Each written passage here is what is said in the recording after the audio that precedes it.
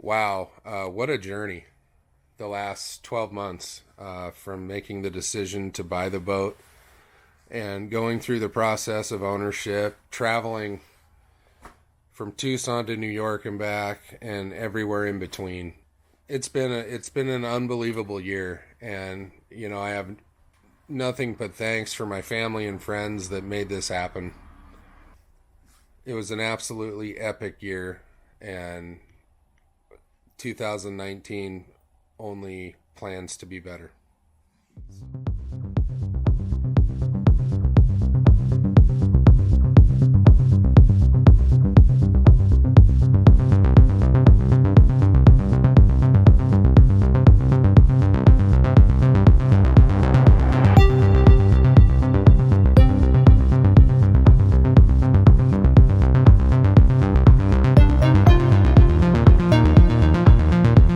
I don't know, but that's a big one.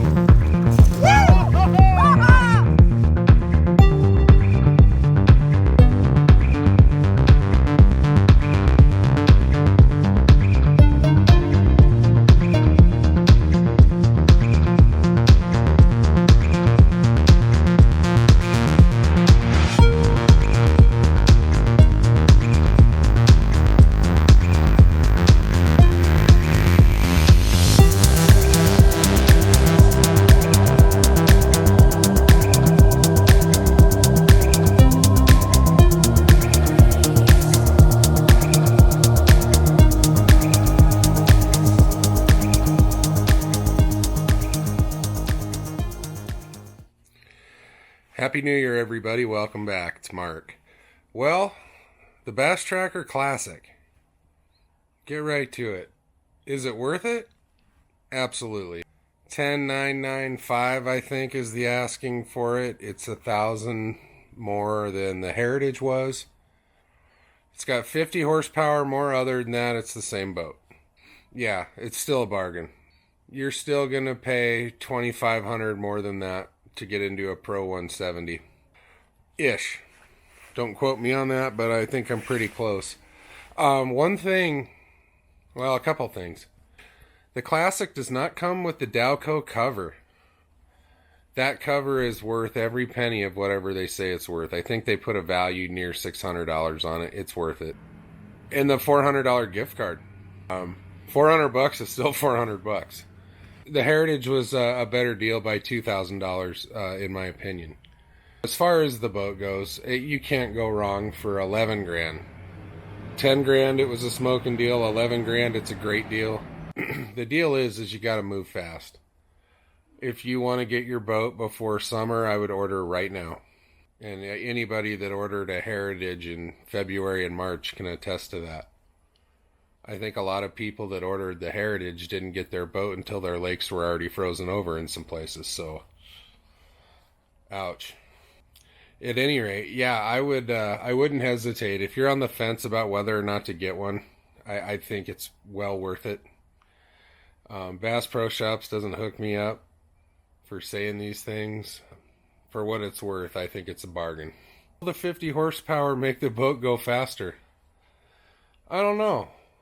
I can't see it being more than 4 or 5 miles an hour faster. And I mean, if that blows up your skirt to go 36, 37 instead of 31, 32, then spend the extra grand.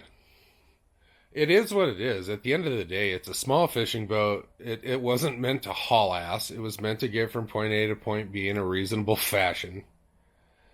But, a lot of people are hung up on making it go faster. I am curious if the new Bass Tracker Classic is rated for 50. Does that mean the Heritage is now rated for 50? Can we get a replacement placard? I don't know.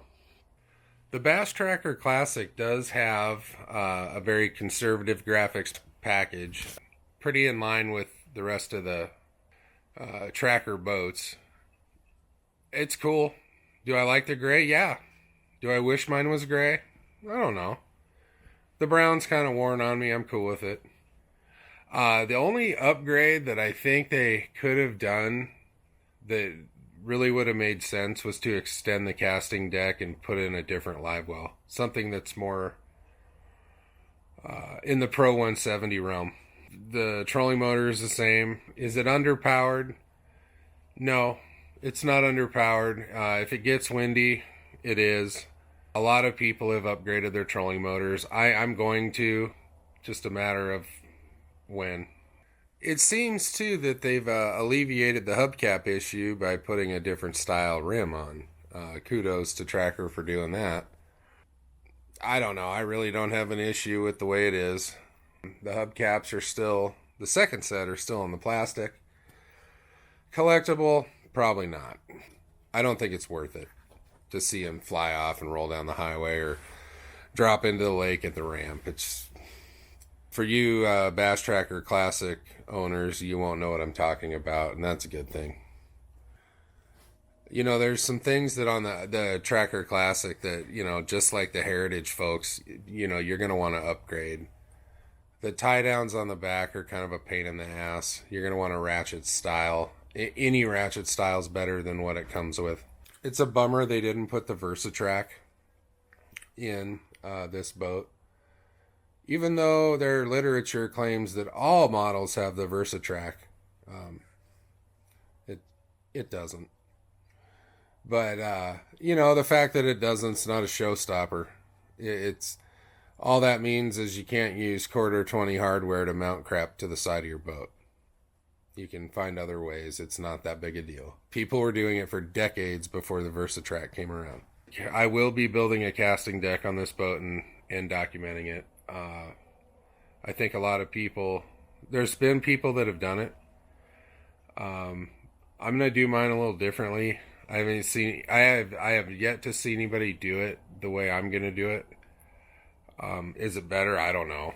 I think everybody's ideas have been great and they all turned out great. At least the ones I've seen. I want to throw in some options that I haven't seen anybody do yet, but we'll see. It's coming. I had to finish up some home projects right at the end of the year, finish the hardwood flooring, getting ready to sell this place. We're looking at some lake property in Lake of the Ozarks or Table Rock Lake. If anybody has any preference on either one, let me know, because I've only been to Table Rock. I've never been to Lake of the Ozarks. We are going to go there in February and check it out. The idea of having my own dock on the lake is really appealing. And the stuff I've seen at Table Rock, for the most part, is community-based docks.